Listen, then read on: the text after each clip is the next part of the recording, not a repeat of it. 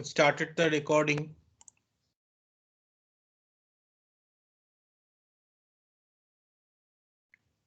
Attendance is really poor actually. Attendance is a big problem. Attendance is basically exactly half of the number of registered students. I think there are about 155 students and we have about 78 students attending. This is a problem. This is going to be a problem in future. Anyways. So after some instructions, verbal instructions from the administration, we are not really being tough on attendance because many students are facing many issues, but you will be, those of you who are missing classes, you will have trouble later on because I would not be there to explain if you have any queries, even if you look at the video or lecture recordings. Anyways, we were studying Go Back N ARQ.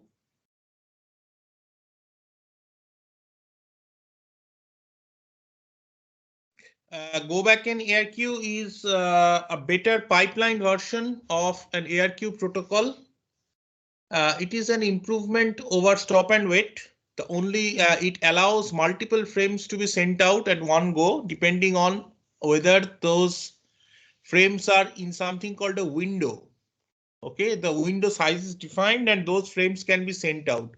The only issue is that frames can only be sent out and can only be acknowledged in order. If things are happening out of order, then retransmission takes place from the transmitter. Okay, from the sender. If suppose it has not received any acknowledgement for a long time, it sends all the frames that it has sent since the frame for which acknowledgement was not received. For example, in this diagram, among the light blue colored frames, if the acknowledgement for base has not come back within the expected amount of time, okay, a timeout happens, and then because it has sent out this 8 packets starting from base up to a limit, this number, okay, up to maybe base plus 7, it sends out all these packets, all that has been sent out. And so this at the receiver, if multiple packets come, multiple packets in a sense that repeated duplicated packets come, those are rejected. But acknowledgements always happen, even to duplicated packets. Okay, so this is an important thing. Again, we will discuss later on this thing. Now, the question is, there is a bound which yesterday's class we did not discuss on. If your sequence number varies from 0 to max sequence, okay, then there are max sequence plus 1 distinct sequence numbers. That is easy to understand. Okay, for example, if your sequence numbers varies from 0 to 7, then there can be 8 distinct sequence numbers.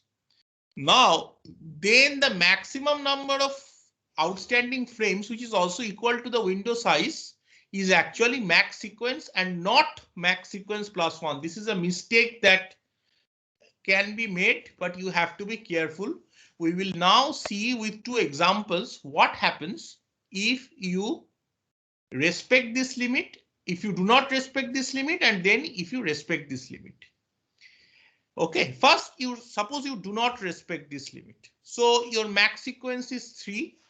Max sequence plus 1 is 3 plus 1, 4. And your window size is also 4. Your window size actually should have been 3. It is above the stipulated upper limit. Let's see whether this works. Well, look at the sender and the receiver. The issue is that sequence numbers will kind of, after the max sequence value is reached, they will again start from 0. Okay, so this happens in any integer, finite bit integer arithmetic, you know that. Now look at what is the effect of making the window size 4. So this is a very unfortunate situation, but it can happen. It's not that it is impossible to happen. It can happen where every acknowledgement is getting lost. Okay. So frame zero is sent, a segment zero is sent, it reached the receiver, but its acknowledgement was lost. Then frame one was sent, frame two was sent, frame three was sent, everything was sent and all its acknowledgements were lost. Okay. Now, please understand that the receiver has no way of knowing whether these acknowledgements are reaching the sender or not. In this respect, it is an asymmetric connection. The sender expects acknowledgements for any packet it has sent out earlier. But the receiver's duty is limited to the fact that it will acknowledge the successful receipt of a packet. Either it will collect the packet in its window or it will reject the packet, but it will acknowledge that I have received something from you.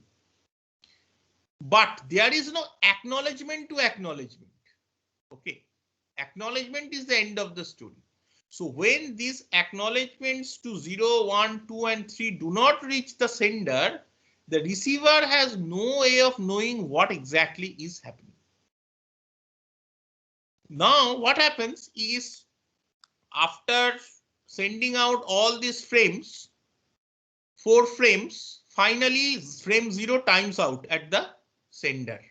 Sender says, oh, I have not received anything from about frame 0. Let me retransmit frame 0. So that retransmission will happen. Notice that the window has not progressed beyond the or initial position because it has not received any acknowledgement for for frame 0. So it retransmits frame 0. Unfortunately, this sequence number 0 to the receiver side looks to be a new frame. Please remember that receivers do not compare the data content of the frames to figure out whether this is a new frame or an old frame. The only thing they look at is the sequence number. And this time they find that the sequence number is 0. Okay, so it thinks that, oh, okay, so this is a new frame because anyway, the next sequence number, expected sequence number was going to be 0, right? So this creates a problem and it accepts the frame. The problem is it has accepted the frame. This is the problem because now this is the start of a new window, basically receive window with again 0, 1, 2, 3. In this way it will proceed. Do you understand, students, what happened, the error that happened here?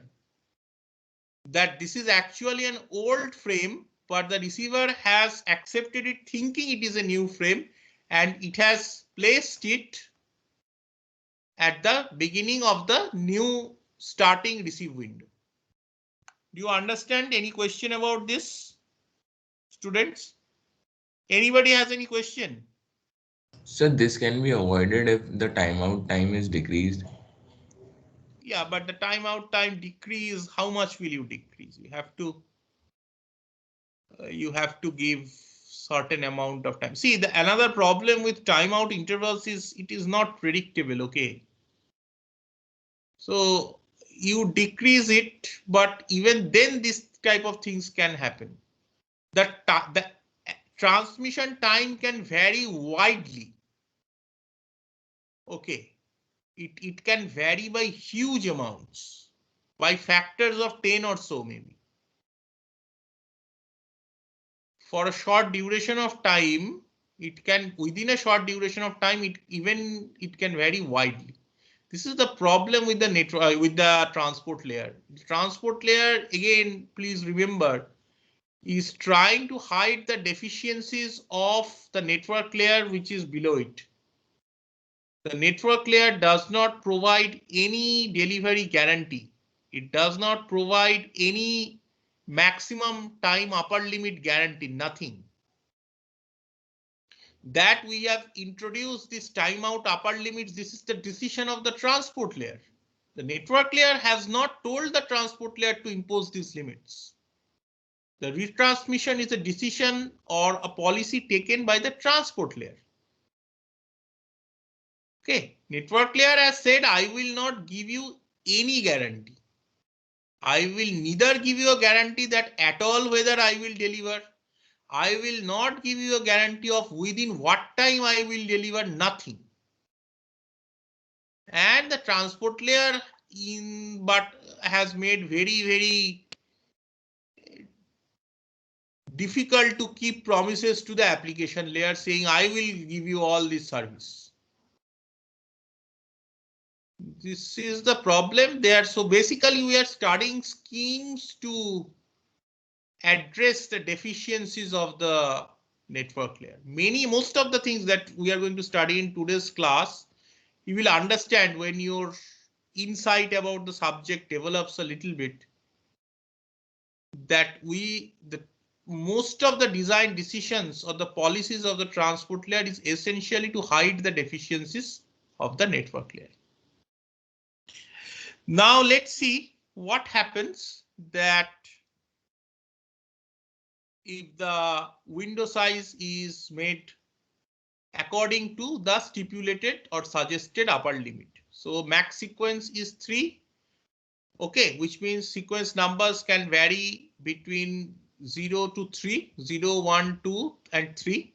But now the window size is 3, not 4. This makes a huge difference because even if this same thing happens, now packet 0, 1, and 2 will all have reached the sender perfectly, but all its acknowledgement suppose was lost. But now when 0 times out at the sender and 0 is sent, at that point of time, the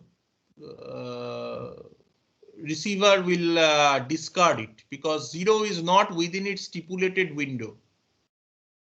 Okay, it was not expecting 0. It was expecting something with of sequence number 3. Sequence number space has not exhausted yet. Okay. And in its stipulated receive window, the first element is first number expected is 3. So when 0 comes, it says it is rejected. Okay. Regarding your suggestion about decreasing the timeout interval, the problem would happen is that if the situation of the network improves or the situation, well, with very short timeout intervals, the sender would become too anxious and it will try to send packets too fast, retransmit packets extremely fast. So within it has become so demanding that okay, within 1 millisecond I should get back an answer. But it will not happen in 1 millisecond. Your network is going to take time because the network probably has now become slightly slow serving. The network effective bandwidth has decreased. It doesn't get an answer within 1 second. Immediately it retransmits. Okay, so that is bad. Okay, so it is not a very good solution to decrease the timeout interval. In fact, this timeout interval estimation of round trip delays based on which the timeout interval is based. These are the topics that we will study for TCP later on in detail. Selective request we have studied. They allow the sending and receiving of segments out of order. Okay. So now in the sending window and the receiving window, out of order packet sending and receiving can happen. To support out of order packet sending, the receiver receives the segments and it sends an explicit negative acknowledgement back to the sender saying that I did not receive this packet, please send it to me. And then the sender again retransmits only those segments for which negative acknowledgement was received. Please understand one very important point. The receiver, although it can receive segments out of order, for example, here in this example, okay, in the receive window segment 2, so this is the segment sequence number varies between 0 and 3. So this is a 2-bit sequence number like the previous example. In the receive window of size 2, why 2 we will study very soon, because there is a similar limit on the receiving windows, window sizes also. This receive window is of size 2. In this, it has received 3, but it has not received 2, so it sent a negative acknowledgement to retransmit 2. Please understand that although it has received 3, it will not send 3 up to the application layer immediately. Why? Can anybody answer? To maintain the order. Yes, because again, look at the promises that the transport layer has made to the application layer. Let's see.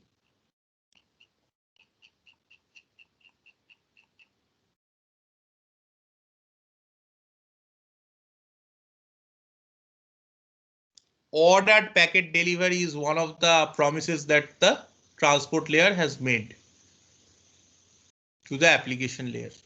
Okay.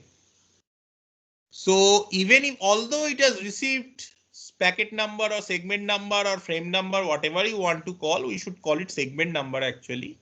Although it has received segment number 3 here, it will not immediately transmit. So what should it do instead of immediately transmitting? It should wait. It should wait for 2 to come in. When 2 comes in, it sends both the packets, both the segments 2 and 3 to the application. So receiving of segments in an application is bursty. It doesn't happen in a smooth manner from the transport layer. Similarly, the rate, the generation of segments from at the sender from the sending application also is bursty and sporadic. It also happen in a continuous, smooth, flowing manner. You should understand this, that the generation of segments to the sending window is bursty. The transmission of segments across the network is bursty. It does not happen at a constant, smooth rate. The rates vary widely, even in short intervals of time. The rates can vary widely. And on the receiver side, the final delivery of the segments from the receiver window to the application is also not smooth. It is also sporadic, partially because of the sporadic nature of the network that lies between the sender and the receiver. Okay. Now, a similar limit on the maximum window size exists for the bound exists for selective repeat also. So even if the maximum, if the sequence numbers are between 0 and something called max-seq, okay, max sequence say, so then there are a max sequence plus 1 number of distinct sequence numbers. Then the maximum number of outstanding frames, which is also the maximum window size, can be max sequence plus 1 divided by 2. Again, for example, if there are 3-bit sequence numbers, which is the sequence numbers are between 0 and 7, both inclusive, then the maximum number of outstanding frames can be 4. Okay, so maybe I can just add max here. Let's see examples of situations where the limit is respected and the limit is not respected. Suppose first max sequence is 3. In that case, max sequence plus 1 divided by 2 is 3 plus 1 by 2, 2. But this guy has decided that I'll be aggressive and I'll keep my window size to be 3, which is 1 above the stipulated limit. Again, that pathological situation where those segments in the sending window was being sent and nothing was getting, I mean, no acknowledgement was coming back, all acknowledgements were getting lost. That can happen. So window size is 3, so you sent out 0, 1, 2 in sequence. Okay, no acknowledgement comes in. 0 times out, 0 is sent again. The problem is that because on the receiver side, because of your choice of the window length, receive window length, okay, 0, 1 and 2 have all received perfectly. Now when 0 comes in, it thinks it is the 0 corresponding to the new window. And remember, in the new window, it can now accept packet segments out of order because this is selective repeat. Okay. So now it thinks this 0 is a new segment and it accepts the segment and puts it in a slot of the new window 0. Okay. Which is not correct. This is an old segment. This was actually an old segment. So this is a mistake that the receiver is making. Any difficulty in understanding these examples, students? Anybody has any question? It's a very nice example.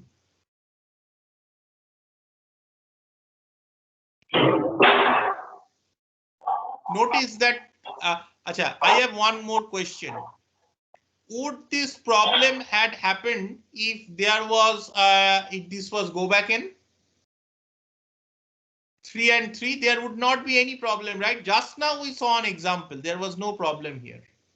So selective repeat gives you more freedom to send and accept packets out of order, but it comes at a cost of your decreased window length. Okay. Anybody has any difficulty in understanding why this failed here? Or this example? No, so I think you have understood it. Now let's see a window size where the window size respects the sequence number length limit. So again, max sequence plus is 3, max sequence plus 1 divided by 2 is 2, which should be the maximum window size, and I have now kept it 2. When you keep it to be 2, 0 and 1 can be transmitted because they are in the sending window. Both were received, but nothing got back. No acknowledgement got back. So 0 timed out at the sender, 0 was sent again. This time 0 is not in the stipulated receive frame. The receive window. The stipulated receive window should expect frame numbers 2 and 3. Because 0 came, it rejects 0. But of course, it will send back an acknowledgement, and it will discard the frame, old frame. So you should note that duplicate frames are discarded, but an acknowledgement with the frame number is sent back to the sender so that the sending window continues to slide forward. In this case, in TCP, what will happen is it will send back an acknowledgement saying that I expect now frame number 2. Because it is a cumulative acknowledgement, okay, the sending window understands, oh, he is now expecting 2, which means he has actually received 0 and 1. So earlier he has actually successfully received, I was not getting the acknowledged signals. That's why I retransmitted 0, but okay, fine. He has received 0 and 1. Okay, now let's move my window forward to 2 and 3. So it will jump the window. I mean, the window will jump directly to 2 and 3, and then it will send 2. Okay, you understand, students? Again, any question? Any observations? Any suggestions to improve this? Or any insight that when this might be get into trouble, this scheme?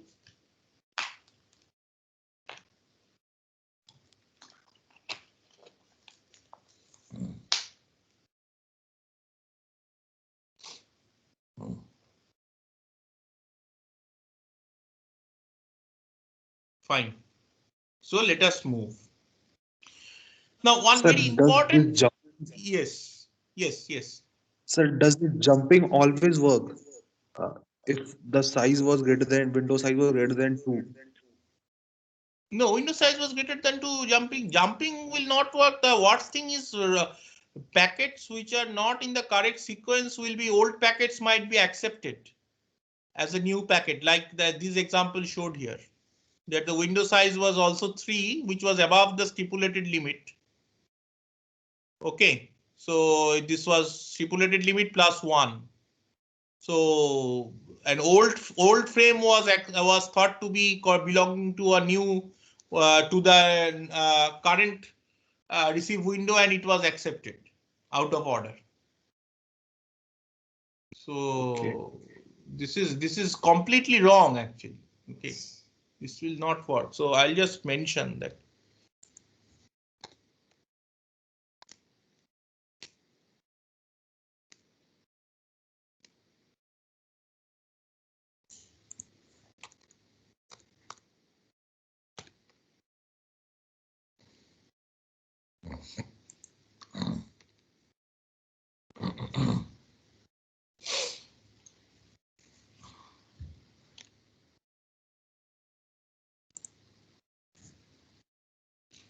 And did you understand why the acknowledgement will now in TCP always works with the next expected frame number, this convention.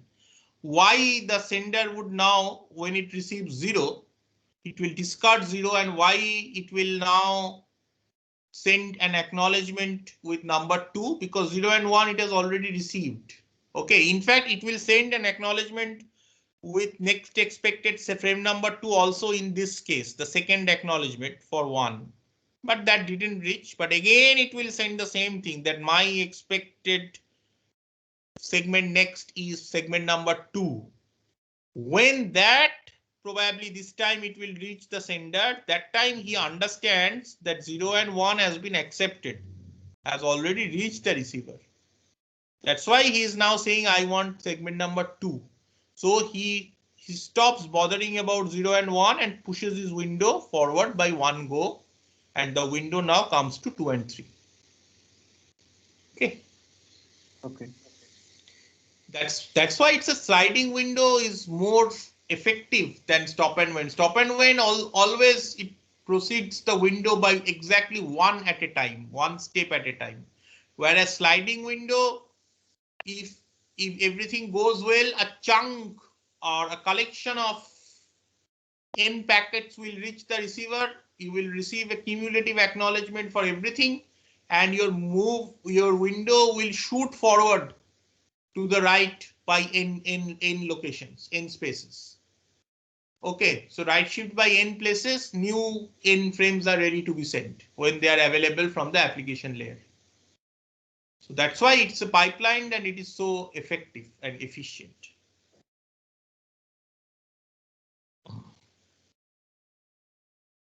Sir? Yes. Sir, how does sender and receiver agree on the same window size? No, they need not agree. I will come to it. Well, it need not be exactly the same.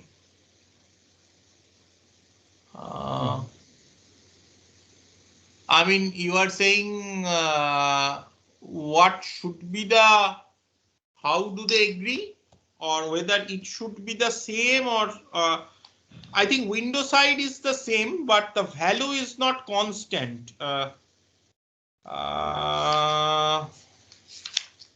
TCP, whether it will allow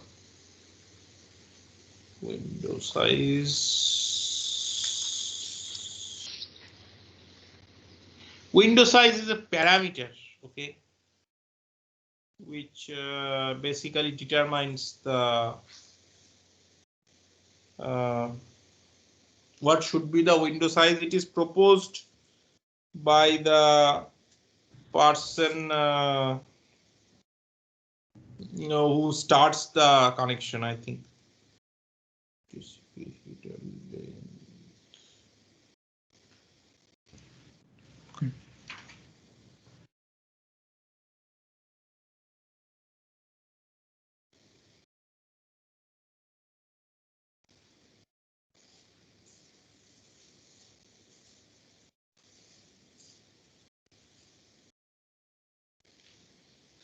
So actually, they continuously update the window size depending on what the other side tells it to do. Okay, so it is not it need not be constant actually. For initially they agree on something, but it can keep on changing over time. Okay, the other side says that you set your window size to this and let us use this window size.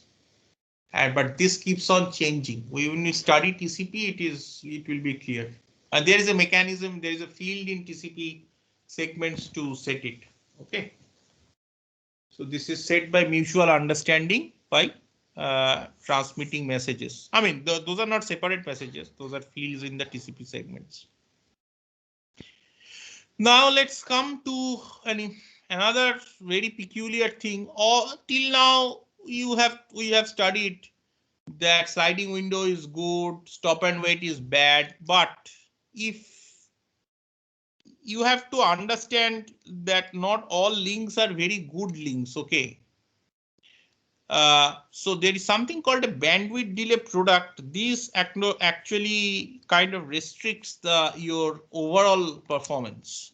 For example, say your bandwidth is relatively on the low side, say 50 kbps. One-way transit time delay. Currently, this one-way transit time delay is not constant. In the network layer, nothing is constant.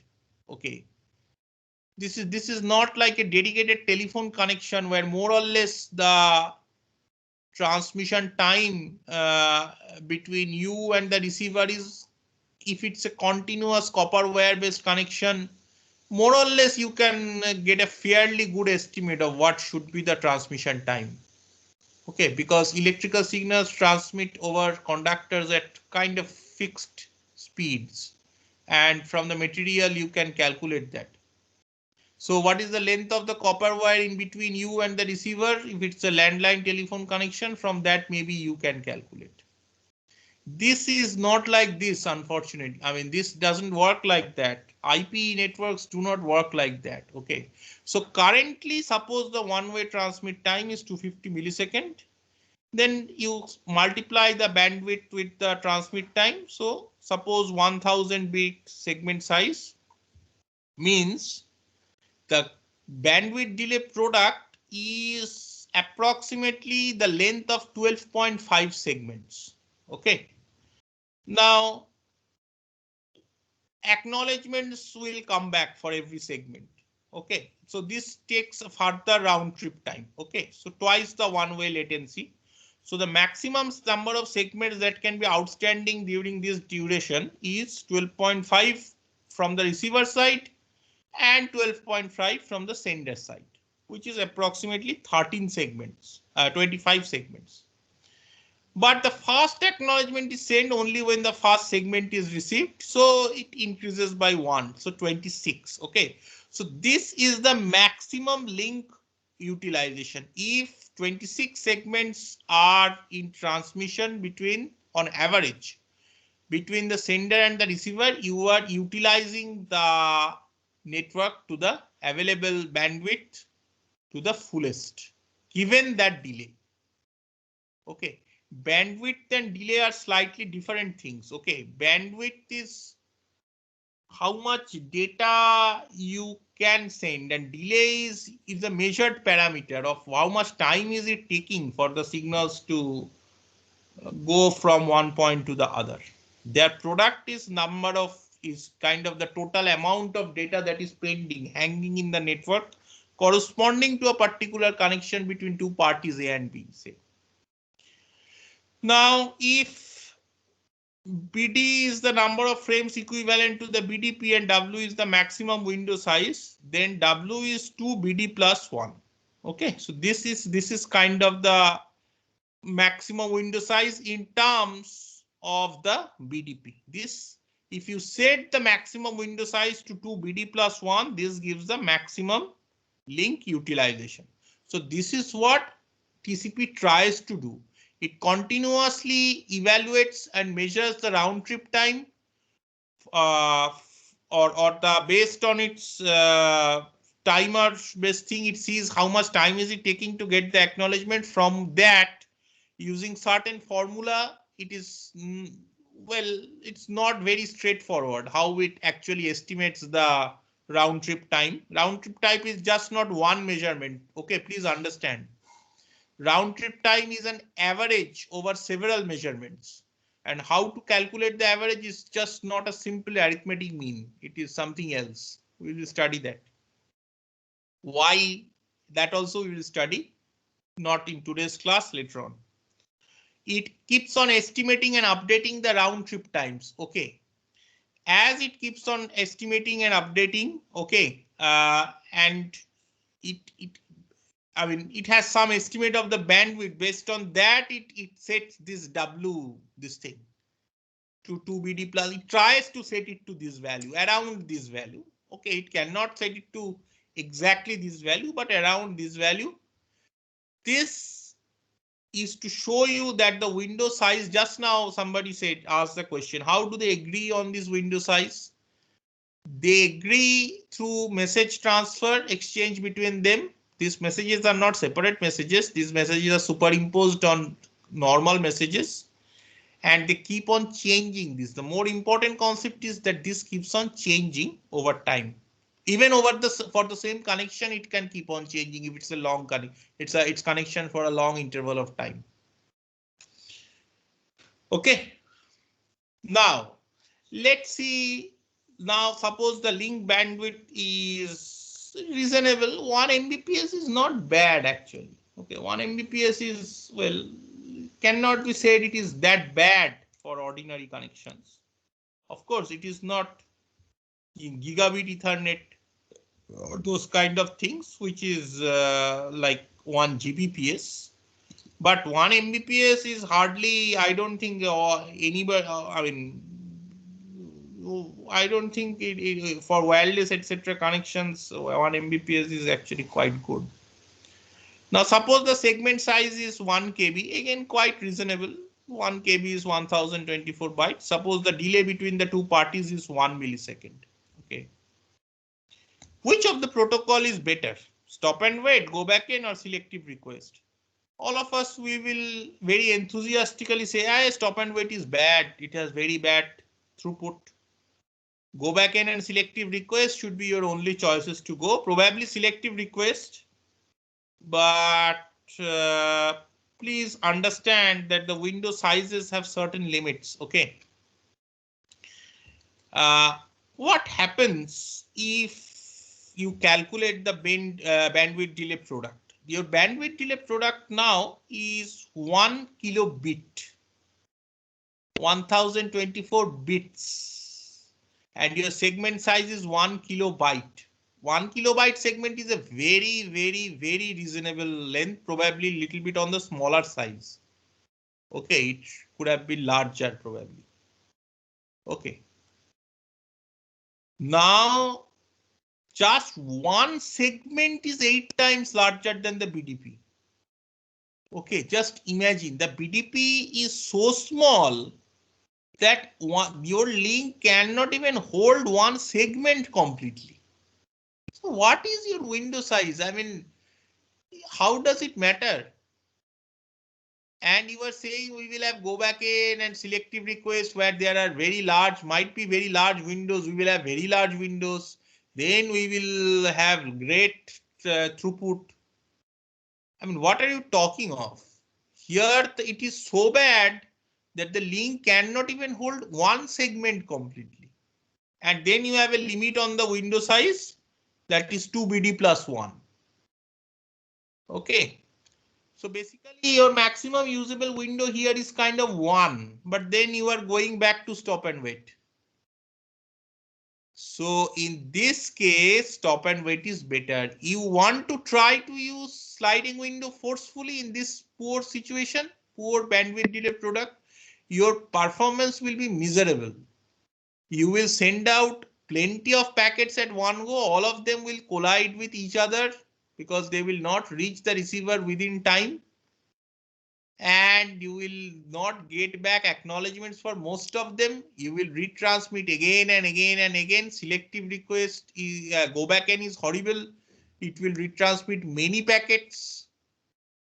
Okay, so you will be in big trouble. I mean, it will be horrible. So say sliding window does not always improve performance. Okay, that's the moral of the story. You have to first think Why are we still studying stop and wait in spite of sliding window protocols being in existence? The reason we are studying is that stop and wait is not a useless concept. Okay, it still has value. This is kind of similar to computer architecture. You have pipelines, 5-stage pipelines is what we probably studied if you have taken the course last semester. Somebody can think of 20-stage pipelines, but does it really help? Well, there are 10-stage, 12-stage pipelines in the market in commercial products, but those are specialized. Probably the floating point unit might have 8-stage or 10-stage pipeline, etc. But general extremely deep pipelines in the general instruction execution unit, I don't think is very common, because there are many other issues that come in. Power consumption increases, your pipeline registers take up more area. If there is a issue, if there is a hazard, then your lot of clock cycles are wasted, etc. And to improve that situation, you have to do superscalar pipeline design, which makes the design even more complicated, etc., etc. And it keeps on increasing. Okay.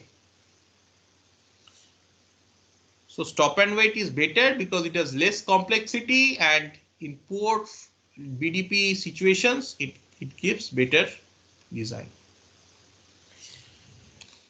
Now let's see what happens the sender side and receiver side. How does it work? Consider some hypothetical API calls called write and send from the user application, which sends data to some buffer pool in the kernel. This is called a transport buffer on the sender side. This buffer pool is a collection of buffers. Okay. The segments wait in the buffer pool.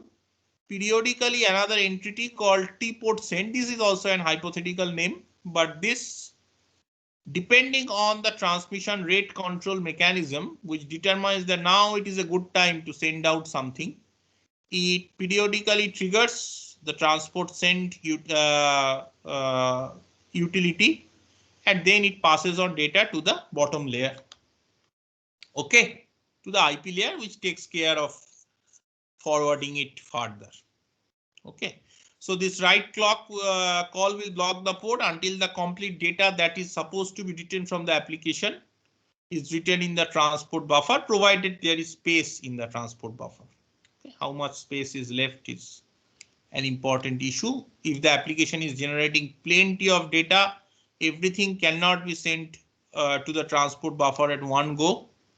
Okay, some will be sent, then probably you'll need to wait, send out stuff from the transport buffer, then again send stuff from the application to the transport buffer.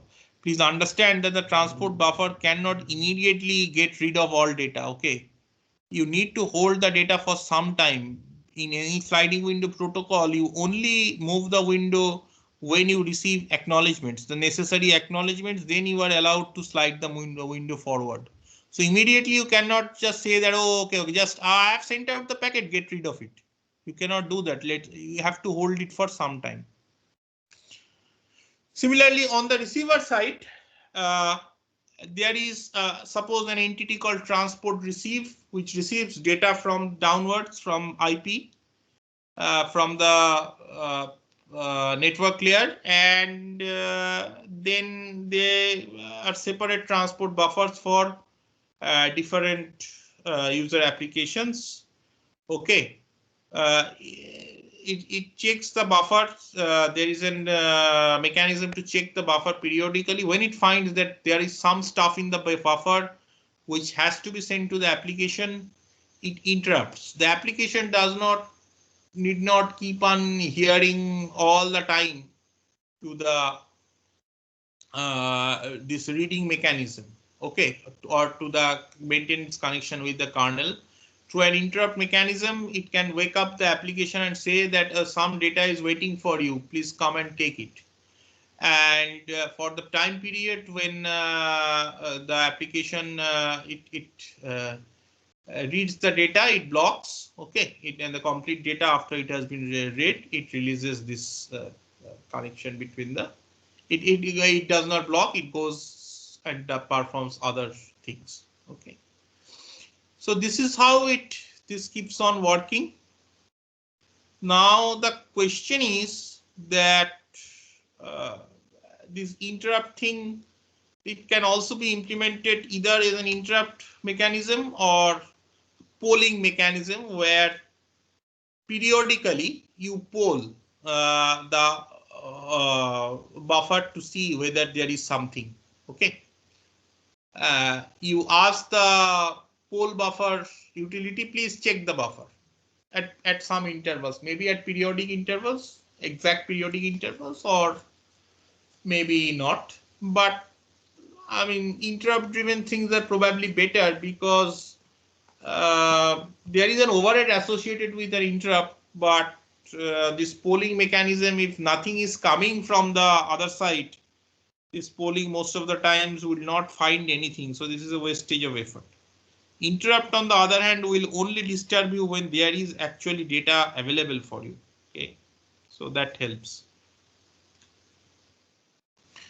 Now the question is, how will you organize the transport buffer pool? Okay, so there are many options. First of all, if your segment size, you know that the segment size are more or less fixed. So one implementation is kind of a linked list implementation. This is called a chained buffer implementation, where you decide that, okay, my each buffer size is going to be some maximum segment size, and I organize my entire available buffer pool memory. Maybe say, I'm just giving a random example, say 500 megabyte. Okay, 500 megabyte of space. Everything will be in terms of this equal size chunks. Okay, if every chunk is 500 kilobyte, then I will have 1000 such chunks, something like that. Okay, that many segments can be held in the send and receive buffer pools.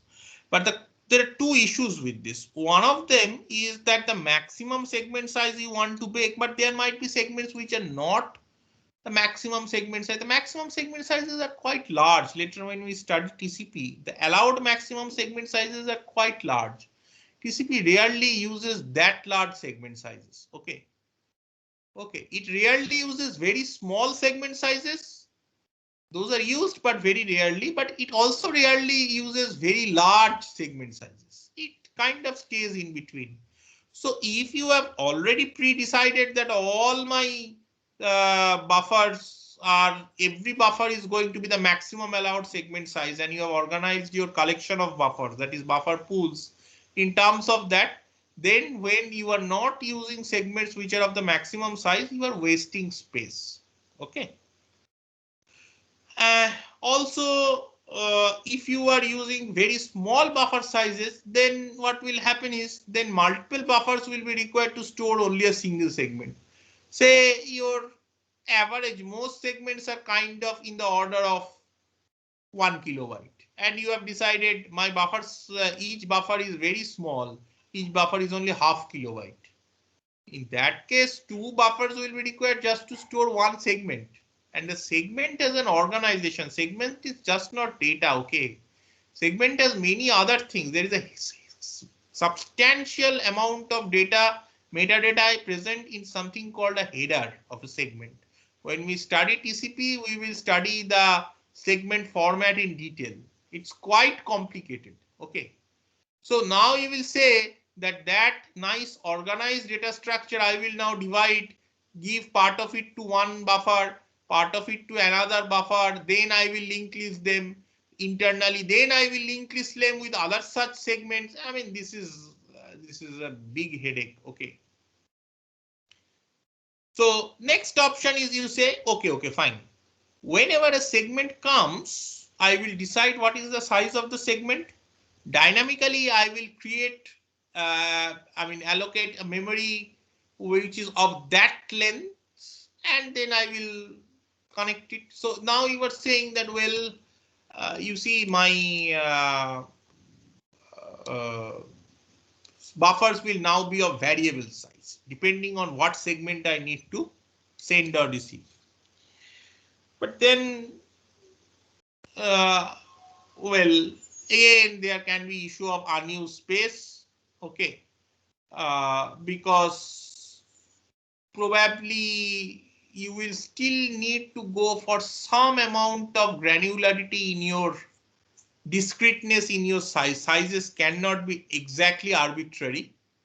For example, say you allow variable size segments, but in intervals of either 1 kilobyte or 2 kilobyte or 3 kilobyte.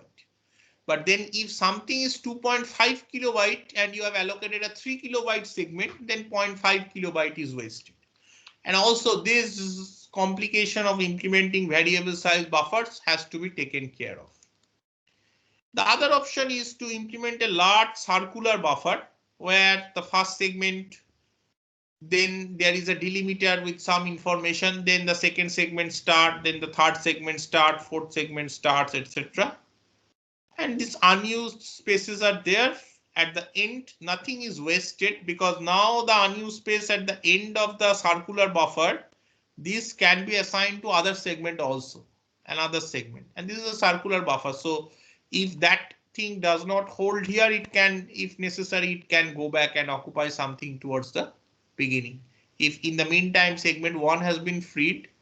So this is a circular array kind of an data structure, relatively good use of memory. But this works better when all the connections are heavily loaded. Okay. Otherwise, the memory usage is not very good because you are now saying that my entire memory is already allocated for the array. Circular array, if you remember, the total length of the array that is statically already assigned. It's not like dynamically you are keeping on allocating the arrays. How much space you are allocating in certain location of the array, that is a dynamic decision that you have to take depending on the segment size. But initially everything is allocated at once. But then if so many segments are not coming, you are sitting with 100 megabyte of space in a large circular array and it is only occupying 1 megabyte because it's not a very heavily loaded connection. So all these practical issues, programming issues remain. Okay. Okay. So, okay, dynamic buffer management will continue. Let us take a 2-minute break, 2-3 minute break. Okay, I'll come back in a few 2 minutes.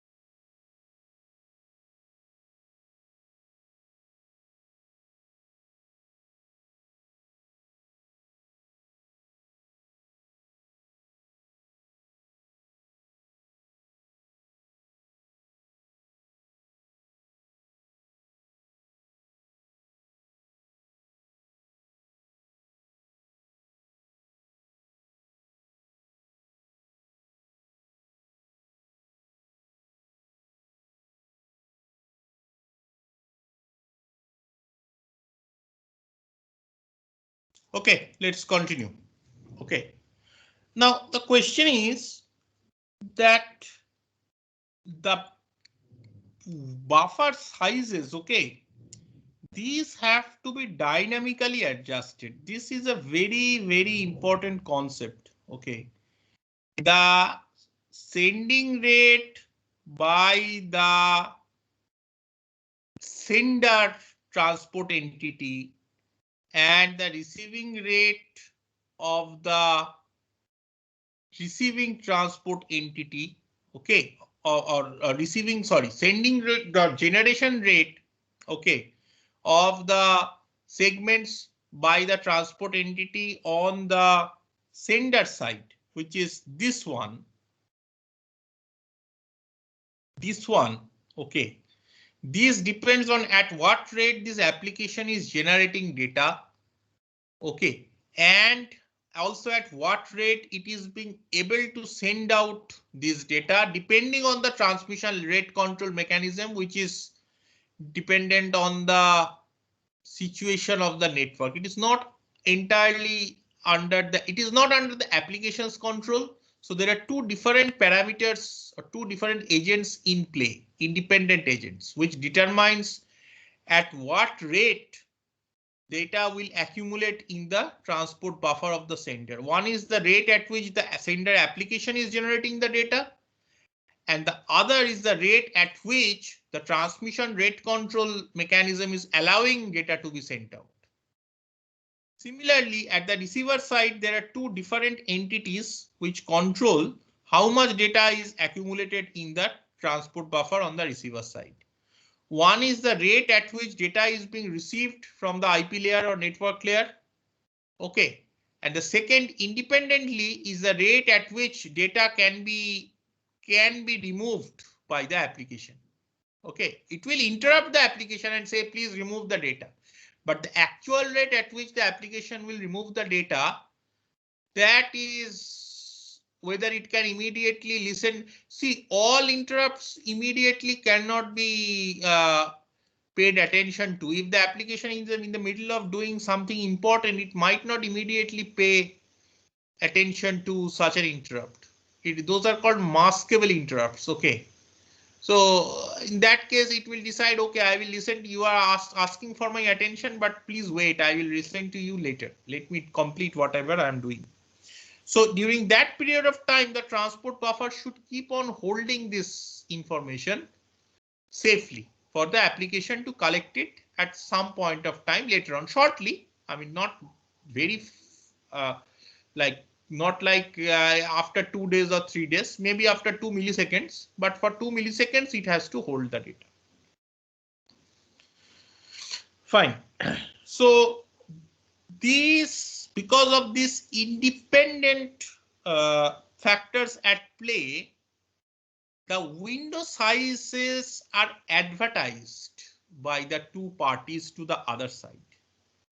It requests something. One side can request, please give me this window size.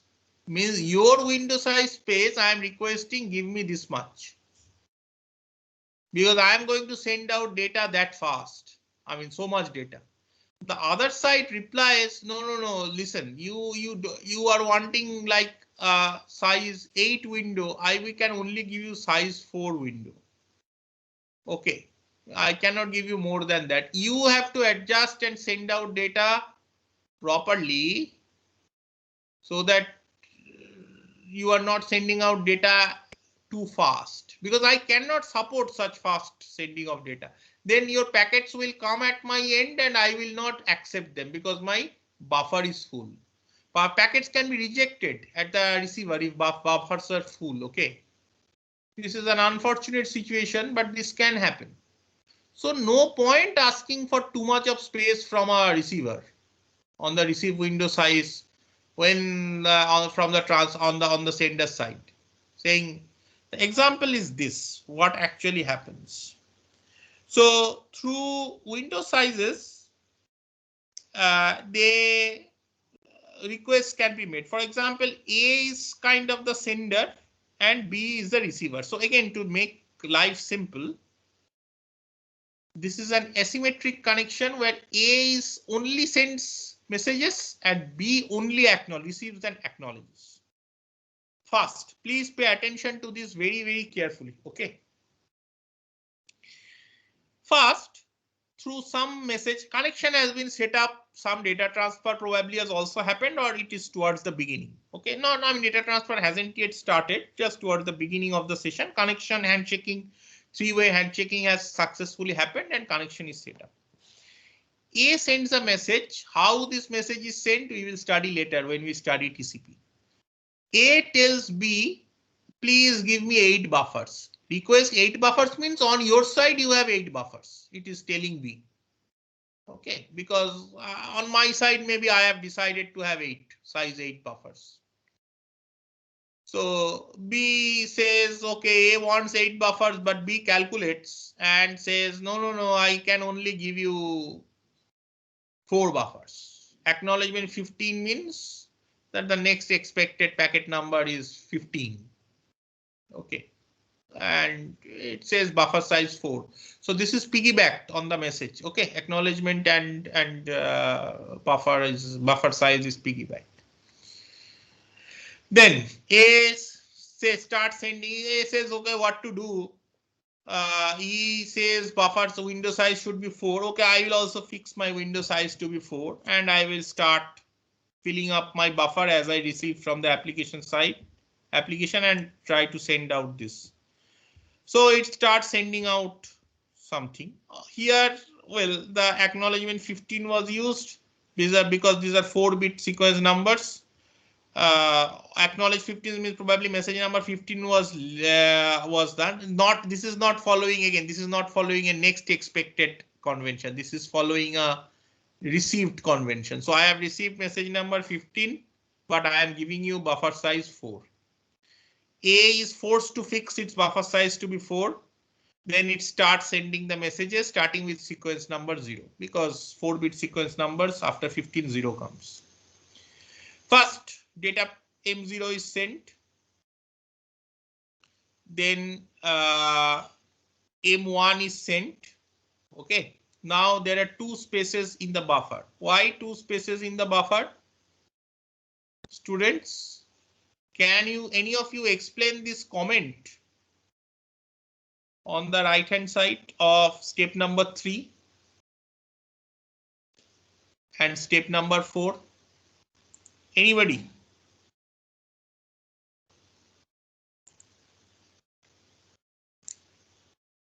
Why A has 3 buffers left and 2 buffers left?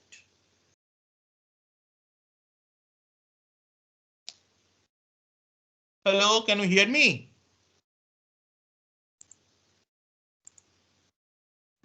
Yes, sir.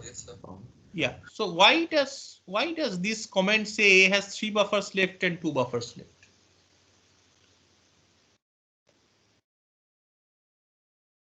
What do you mean by buffers left? Sir, there's a number of free buffer spaces available on the internet site. Yeah, but the data segment M0 and M1 has been sent out already, right? Right, sir. So A can now send 2 more messages before the receiver side buffer fills up. No, my question is, see, M0 and initially buffer 0 is fine, but M0 and M1, these are being sent out, right? So why not A has 4 buffers left, even after sending out M1? Acknowledgement may not be received. Yes, very good. This is a sliding window protocol, okay, in general. Acknowledgement has not yet been received for either M0 or M1. So you have to keep on holding M0 and M1. Total 4 is allowed, of which you have sent out M0 and M1, fine, but you have not received any acknowledgement. Fine, finally it sends out M2, but unfortunately the message on its way was lost. Okay, now B sends a cumulative acknowledgement back to A saying I have acknowledged till 1. So I have received 0 and 1. and you can now send some others. Okay, and it is saying that I have buffer space, I have 3 left now only. You can only, I have only 3 spaces left now.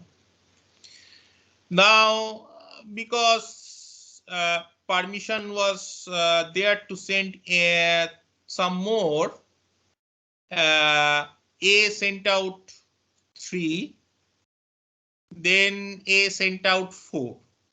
Okay, and A has 0 buffers left. It must stop. Because why it is stopping? Because it has heard nothing about the acknowledgement of M2. M2 nothing was received. A times out and resends. That reaches B.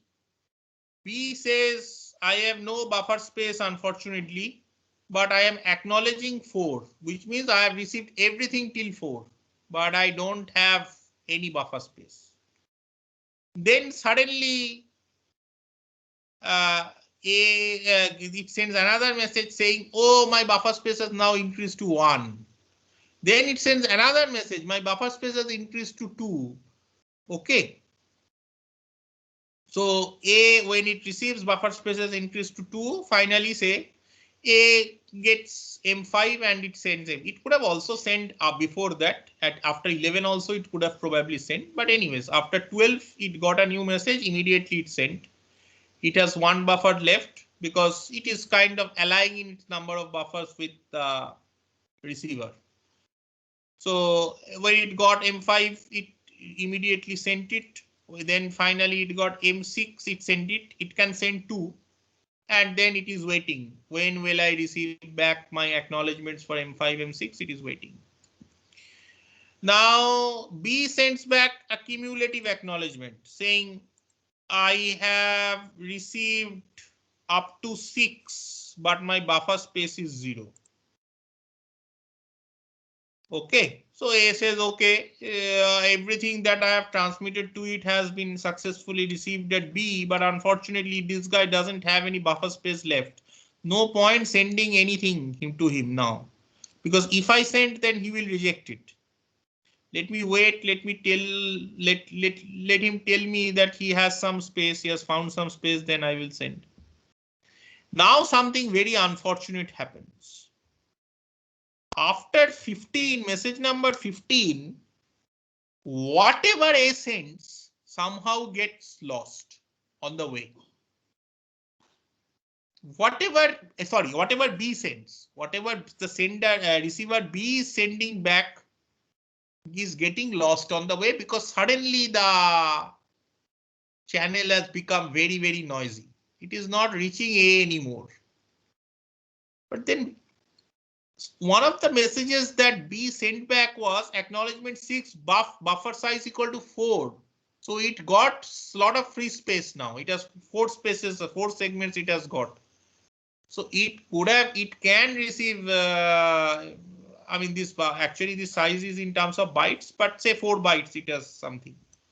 So it has some space, but unfortunately because these messages are getting lost on the way back to A is not getting the messages, and because A is not getting the message from B, it is not sliding its window forward, and because its last message that was successfully received said buffer size 0.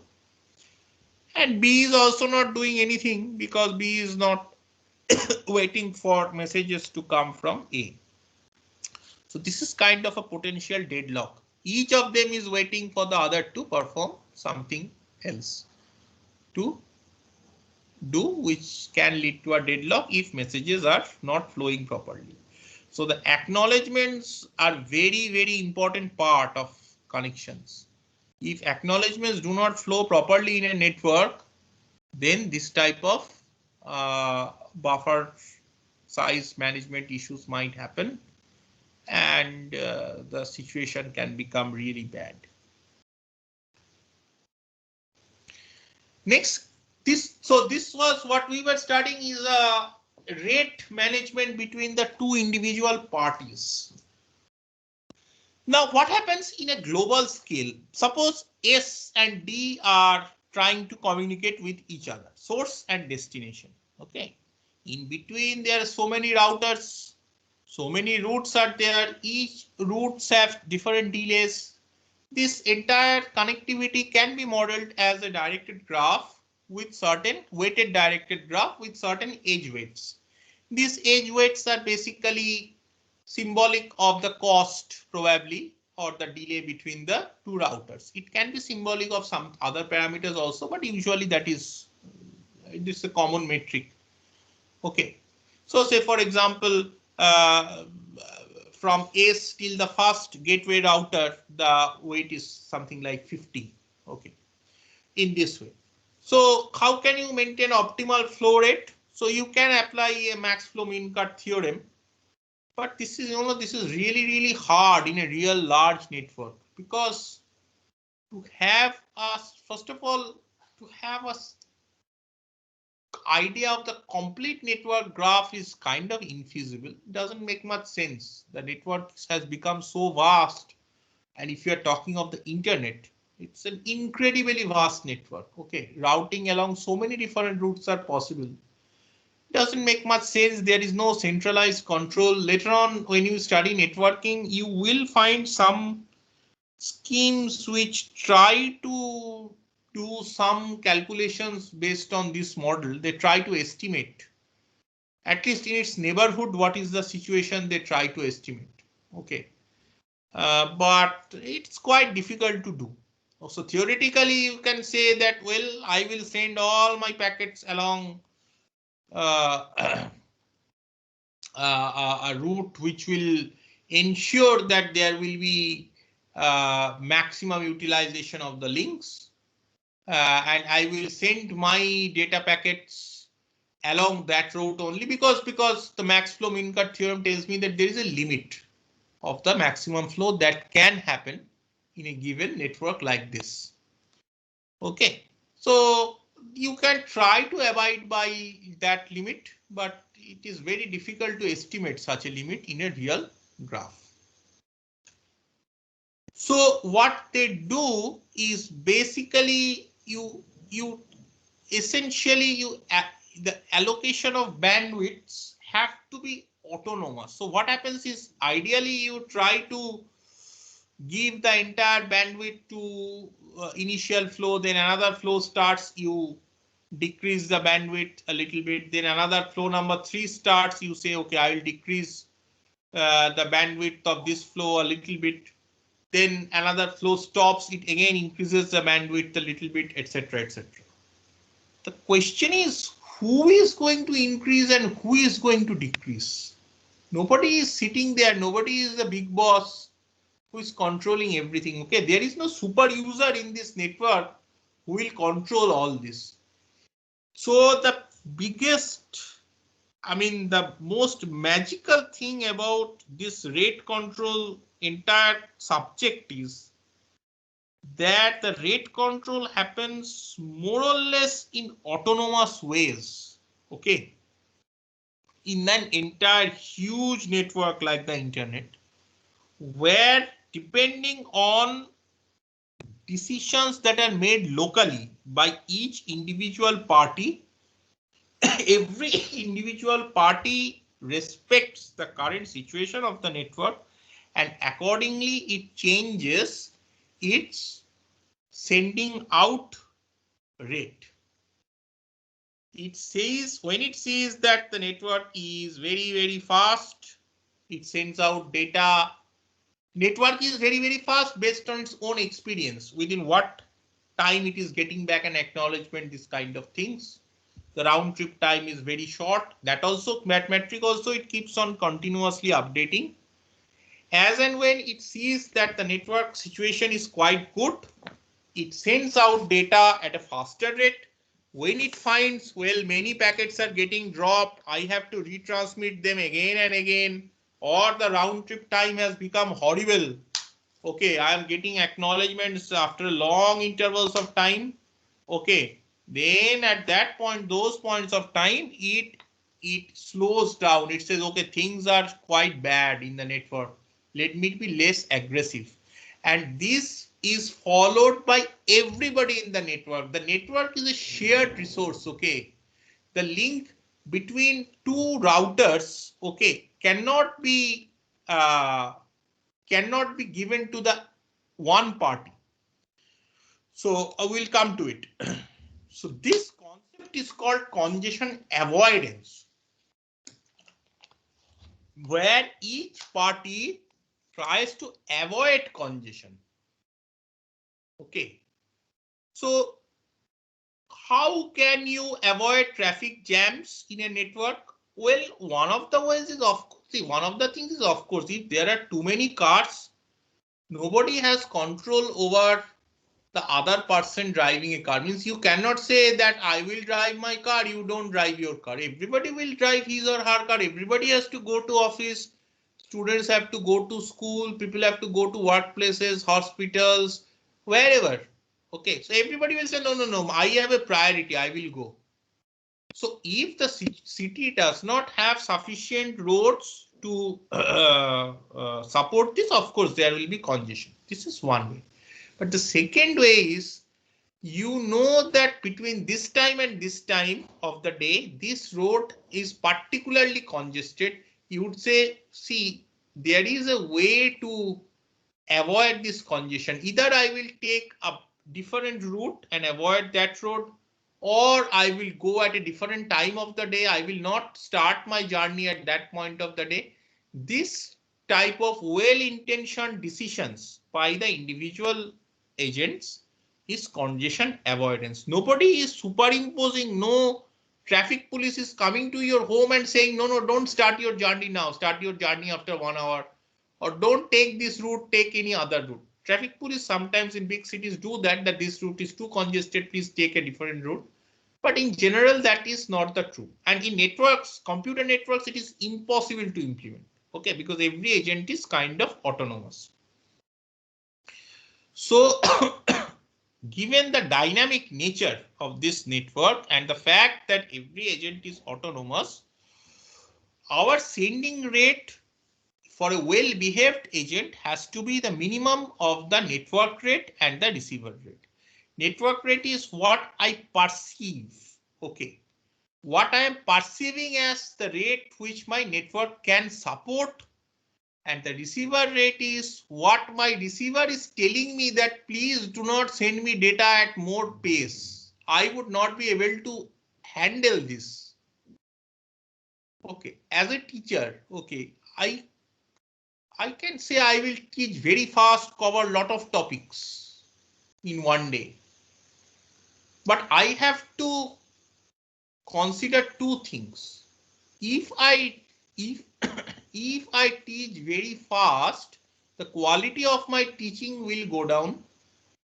And if I teach very fast, the students would not be able to absorb it at the necessary speed. So I have to come to a decision, look, I should not increase my teaching speed beyond this point, because that is going to adversely affect the quality of teaching and also the experience of the students. So I have to correct myself. Okay, this sending rate decision is implemented inside the TCP, part of the TCP protocol itself. So the TCP is well behaved for every party. The amazing thing, why I said that the amazing thing is that amazingly this works most of the time. That if everybody is well behaved, it will be more or less, it will be okay. Say in many Western countries, cars travel at very fast speed. Many more people have cars. Of course, there are more roads, wider roads, but also the number of cars are also quite high. Private cars, almost every family has one or more than one private car. Still, there are not too much of traffic jam, etc. Why? Because drivers are well behaved. They respect and obey traffic rules, which is not necessarily the case in many developing countries like India, where First of all, the number of roads, etc., especially in big cities or near big cities, is not sufficient. And secondly, drivers are very aggressive. They do not obey traffic rules, etc. So two different factors, the experience or the feedback received from the network and the feedback received from the receiver. These two factors determine the sending rate of the sender. The receiver sending rate is a one-to-one correspondence. I mean, one-to-one connection based information, particular connection between sender and receiver is that thing. The network rate is the kind of the global network information which everybody else is also participating in. There is concept called good put. Good put is kind of good throughput. Number of packets successfully delivered per second. Okay. So if your capacity limit is this, the graph on the left hand side shows an ideal plot of how the load should increase. When it increases, reaches the capacity, it should stabilize and saturate. However, it doesn't happen like that always. Okay. Many times what happens is that the desired, so this is kind of very ideal, this type of sharp straight line kind of thing. This doesn't happen. The desired is like there will be a smooth convergence to the asymptomatic, like the asymptotic limit of the capacity. What can also happen sometimes in practice is something called congestion collapse. When you keep on increasing the offered load beyond a certain point, you find that, well, my I'm not getting the packets properly. Okay, I mean my throughput is not that good. Why is your throughput not good? Remember, that is sometimes it is not your fault. Sometimes it is a fault of the underlying network between you and the receiver. Maybe for some reason the routers lying on the network between you and the receiver have become very busy. The routers are handling collection of connection, many different connections. They also have limited buffer capacity. Maybe their buffers themselves are overflowing. So your packets are not going through to the other side. So you are timing out. So you said, oh, my throughput is slightly falling. Good put is slightly falling. Let me send packets even faster. And you try to send packets even faster. Everybody does that. Everybody congests the network even more. And the throughput drastically decreases. Okay. So this is something called a congestion collapse, where many parties, they are in a desperate way, they are trying to improve the throughput by sending more packets out, but nothing is happening. In fact, that is worsening the situation in the network, and the good put for everybody would drastically collapse. Okay. So actually the offered load, as the offered load increases, it might happen that your delay kind of exponentially increases. Okay, so in the plot on the right, delay is on the y-axis, so it can happen your delay exponentially increases. It is good that we should try to have a fair rate in the network. It is very difficult to implement. What is fair rate? Fair rate is that given the total bandwidth, try to distribute it among the different flows. A flow is something, connection, data transfer happening between two parties. Okay, so that max min fairness is maintained. Max min fairness is something where the bandwidth given to one flow cannot be increased without decreasing the bandwidth given to another flow. Okay. An example is this. Look at the links and the actual amount of bandwidth being used. For example, every link here has a bandwidth 3. Most of the links there is a spare bandwidth. For example, between router 1 and router 2, R1 and R2, 1 unit of bandwidth is spare, only 2 is being used. Okay. However, between router 2 and router 3, there are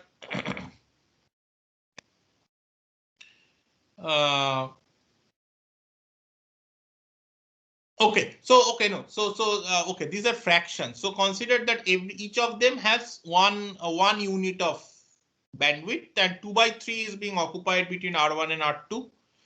Between R2 and R3, there are two flows. One flow is flow A, the other flow is flow B. Okay, so flow A is occupying 2/3, flow B is occupying 1/3. Now, interestingly here, you cannot change the flow of one. Say, for example, you decide that, well, see, between R5 and R2, there is lot of spare. I am only using 1/3 of the bandwidth. So let me increase it to 2/3. Okay, so between R5 and R2, I will increase it to 2/3 so that B increases. Okay, but the problem is you cannot increase it to 2/3 because if you have to increase B to 2/3, you have to decrease flows C and D by certain amounts. Otherwise, you cannot increase B. The sum total of the flows along the link between R4 and R5 is also 1. So if you make one of them 2/3, the others have to decrease.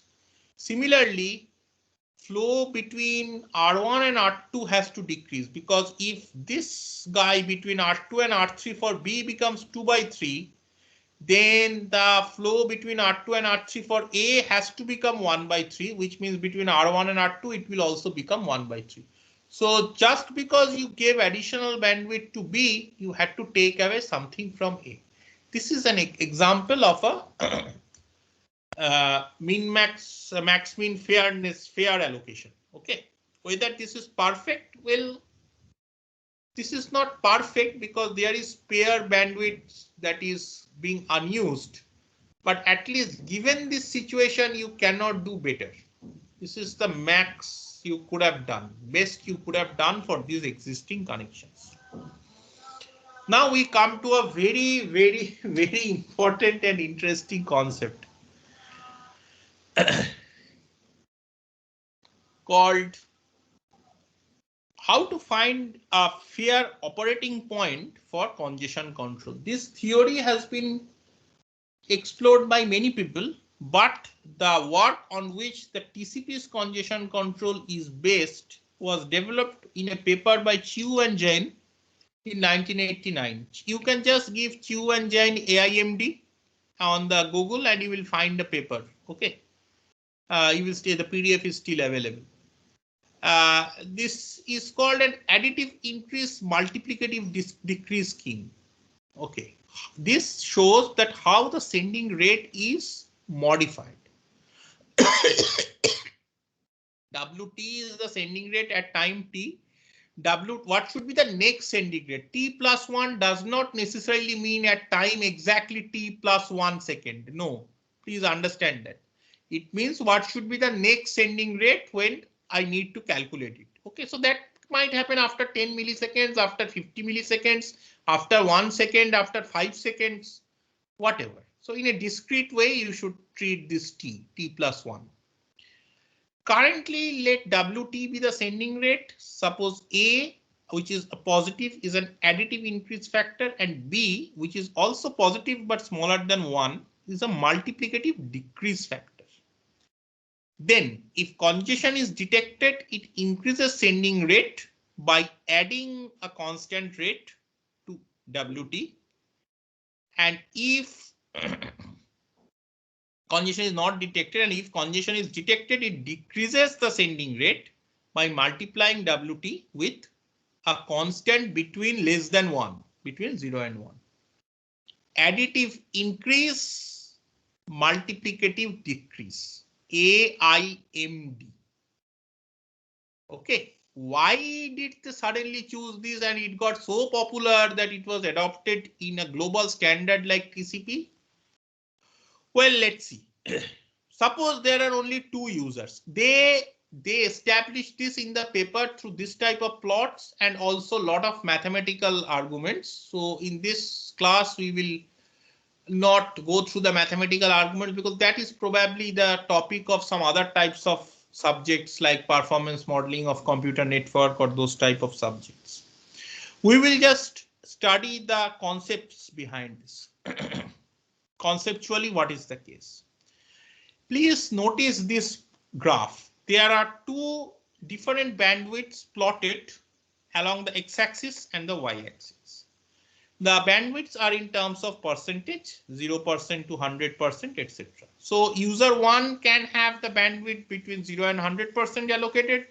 User 2 can also have a bandwidth between 0 and 100% allocated.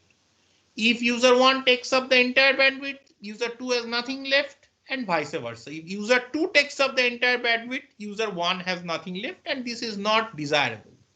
So the optimal point is a point where exactly 50% of the bandwidth are given to both. Okay, this central black dot shows the optimal point. This 45-degree straight line, which shows a plot of allocations which are equal for user 1 and user 2, is called a fairness line. Okay, fair allocation, because there are only 2 parties. So every time you allocate something to 1, you also allocate the same to 2. But you cannot go beyond certain limit because your sum is 100. So you kind of limit that using something called an efficiency line, which is another straight line perpendicular to the fairness line. And that intersects the fairness line at the optimal point. Okay. So this is an intersection of the fairness line with the efficiency line. That is my optimal point.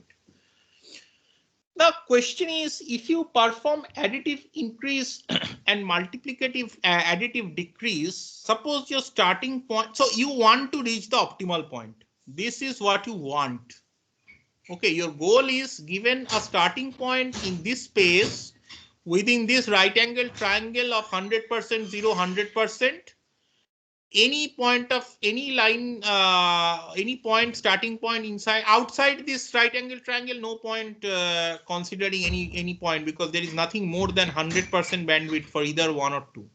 So we can keep ourselves confined to this right angle triangle. Okay. In this, given any random arbitrary starting point, can I settle at the optimal point? If you perform both additive increase and additive decrease, AIAD, you will perform a 45-degree straight line like oscillation across the efficiency line, like the one showed. This type of oscillatory traces will have a slope of 45 degree, but you will go outside the efficiency line. It won't make much sense, and again you will come back. Okay, and you will keep on oscillating.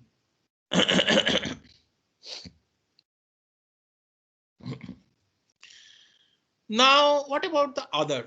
What about multiplicative increase and multiplicative decrease? Again, it will be the same, but depending on the multiplication factor B, now your straight line, now your slope would not be 45 degree, it will be less than 45 degree something, but again it will keep on oscillating. Okay, you will never be able to, from, means the moral of the story is, from any point inside this right angle triangle, it is not possible to reach the midpoint of this hypotenuse with any other scheme other than AIMD. If you perform AIAD, you will keep on oscillating, never reach this. If you perform MIMD, you will keep on oscillating and never reach this because your slope will be less than 45%. However, if you use AIMD, then it is possible. So you start. oscillating along the efficiency line. Somebody's microphone is on. Could you please switch it off? Hello? Please switch it off. Thank you. Speak. You start 45 degree, but then you will come back because of the multiplicative decrease. When you have got back beyond the efficiency line, you will get a signal from the network, a feedback through your poor through this good put that your packets are getting dropped or you are not getting acknowledgements within the stipulated time, timeout is happening, etc. You will get a feedback and you will now roll back the sending rate by multiplying with the factor B. The moral of the story is that this coming back, this straight line always points to the origin. And suppose again you reach this point, again you perform a 45-degree slope increase, but then again you multiply by B and you come back along a straight line pointing to the origin. Again you perform 45-degree increase and again you come back along the origin. In this way you are guaranteed finally to settle to the more or less the optimal point. This is used by TCP. How is it used by TCP? It is used by TCP by controlling the size of the sliding window to control the sending rate. Okay, TCP uses this algorithm. Finally, TCP needs to work with some parameters, right? So other than this A, B parameters, finally, what is the impact on the implementation? Implementation impact is the sliding window length increases additively, decreases multiplicatively. Increases additively means so many packets can be sent out at one go, and decreasing multiplicatively, I will decrease my this thing window size. So earlier I was sending out maybe 15 packets at one go. Now I will send out 5 packets at one go. I will decrease it by 1 by 3. How A, B, etc. are chosen, etc. we will study later on when we study TCP. Any questions about this? Students, I am expecting one question which other times students ask. Every time I teach this, students ask. So I have considered AIMD and we have seen that it works. We have considered AIAD and MIAD. They do not settle to the optimal point, but this can, if you stop it,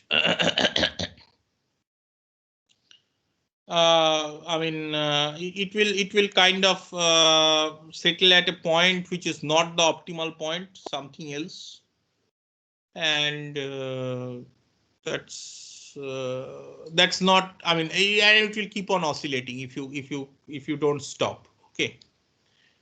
There is another option we have not considered. MIAD. MIAD.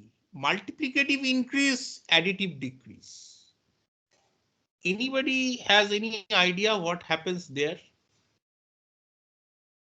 Multiplicative increase means now if congestion is not detected, you will have WT multiplied by some B where B is greater than 1. And additive decrease is you will have, if congestion is detected, you will have WT minus A, where A is some positive quantity. Well, if you accept so AIMD, okay, sorry, not AIMD, MIAD, multiplicative increase, additive decrease is a completely useless protocol. I mean, useless method. If you adopt that, something very strange happens. First of all, it does not settle at the optimal point. Secondly, it settles finally at either of these two terminal points, where either user A gets entire bandwidth or user B gets entire bandwidth. Okay, so this something very strange happens.